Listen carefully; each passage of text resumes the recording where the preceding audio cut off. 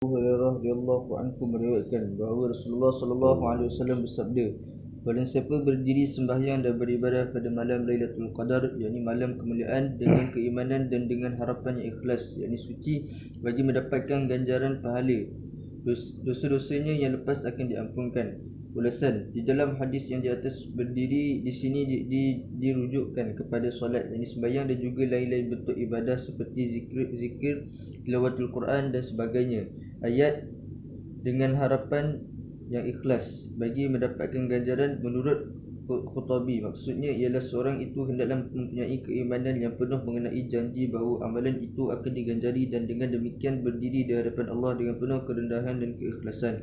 Janganlah seorang itu berfikir bahawa bentuk ibadah itu sebagai satu bebanan, dan janganlah pula diragui sama ada ganjaran itu akan dikurniakan. Walau bagaimanapun telah menjadi satu kenyataan bahawa bila seorang itu mempunyai tujuan yang tinggi dan ingin mendapatkan ganjaran yang besar, sementara itu pada ketika yang sama juga mempunyai keyakinan yang sepenuhnya bagi memperolehinya, maka hasil daripada usaha yang keras di sepanjang perjalanan yang sukar itu bagi mencapai tujuan tersebut akan menjadi mudah.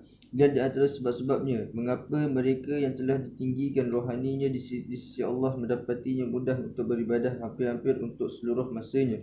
Hadis ini juga telah didapati memperkatakan bahawa dosa-dosa yang dahulu akan diampunkan. Ulama telah mengatakan bahawa keampunan itu sebagaimana yang telah disebutkan dalam hadis di atas dan yang lain-lainnya bermaksud hanyalah kepada dosa-dosa kecil sahaja. Sedangkan dosa-dosa besar hanyalah boleh diampunkan setelah bertaubat dengan ikhlas, dengan bersumpah dan berjanji tidak akan kembali lagi melakukan dosa-dosa itu di masa yang akan datang. Walau bagaimanapun hadis ini tidaklah pula memperkatakan sedikit pun tentang sama ada dosa-dosa yang besar ataupun yang kecil.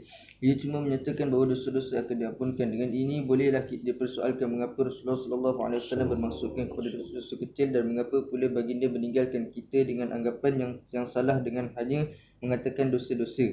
Bapakku, ini semoga Allah merahmati beliau dan mengurniakan cahaya di dalam tempat rehatnya, pernah berkata ada dua alasan yang menyebabkan perkataan kecil itu ditinggalkan. Pertamanya, beliau berkata seorang Islam yang tulen ialah seorang yang tidak ada dosa-dosa besar yang menghinggapinya, kerana apabila satu dosa besar telah dilakukannya, dia tidak akan berdiam diri, berasa senang ataupun mendapat ketenangan, sehinggalah dia bertaubat dengan ikhlasnya kepada Tuhannya, memohonkan keampunan dan berjanji tidak akan melakukannya lagi pada masa-masa yang akan datang. Keduanya, bapaku pernah berkata, apabila siang dan malam yang agung dan yang dirahmati itu datang, manakala seorang Islam yang tulen berdiri di hadapan Tuhannya dengan bersembahyang dan memuja-mujanya, mengharapkan ganjaran, maka adalah menjadi satu kenyataan bahawa dalam kesedarannya ia patut sekali berasa duka cita yang amat sangat di atas dosa-dosa yang lampau.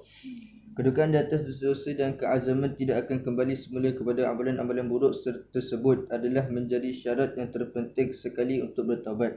Dengan ini bermakna bahawa pada siang dan malam tersebut bertaubat di atas dosa-dosa yang besar secara otomatiknya meninggalkan cuma dosa-dosa yang kecil saja untuk diampuni. Dan baik sekali apabila datangnya malam Lailatul Qadar, seorang itu hendaklah pertamanya bertaubat dengan hati penuh keikhlasan dan menginginkan keampunan agar Allah dengan rahmatnya yang abadi akan mengampunkan segala betul-betul dosa. Dan seandainya anda melakukan demikian, maka ingatlah daku di dalam doa-doa. InsyaAllah.